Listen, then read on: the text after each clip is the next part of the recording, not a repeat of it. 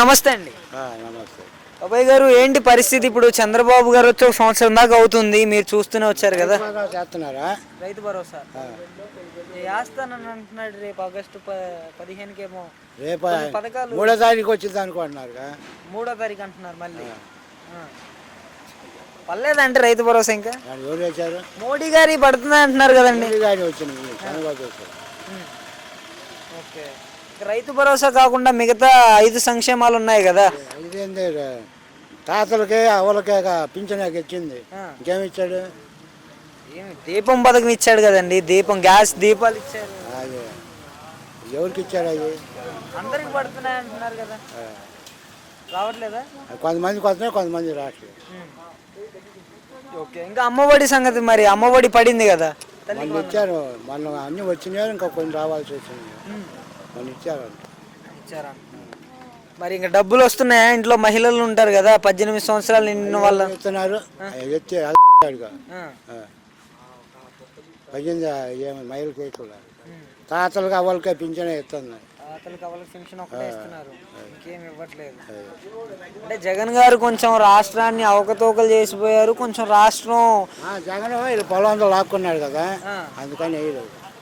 జగన్మోహన్ రెడ్డి గారు ఆర్థికంగా అనగదొక్కారు మన రాష్ట్రాన్ని. దాన్ని పైకి లేపుతున్నాం, ఇప్పుడే పుడుకుపోయి ఉన్న రాష్ట్రాన్ని పైకి తీసుకొస్తున్నాం అంటున్నారు. ఎంత లెక్క తీశారు?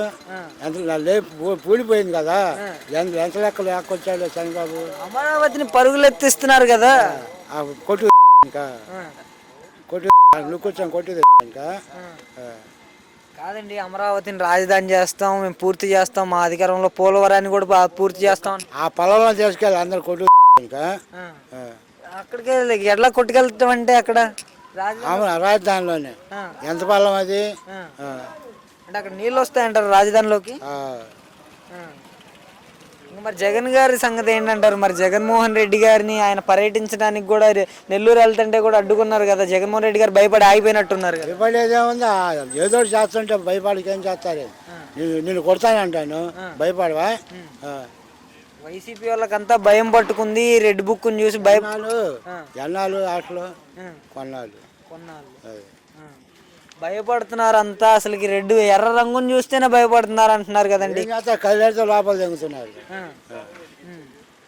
అది ఇలానే కొనసాగుతుంది అంటారా? మరి వాళ్ళు ఉన్న అంతే జరుగుతుంది. మరి వచ్చే ఒకవేళ జగన్మోహన్ రెడ్డి గారి అధికారంలోకి వచ్చారనుకోండి, చూసుకునేది వాళ్ళు చూస్తారు.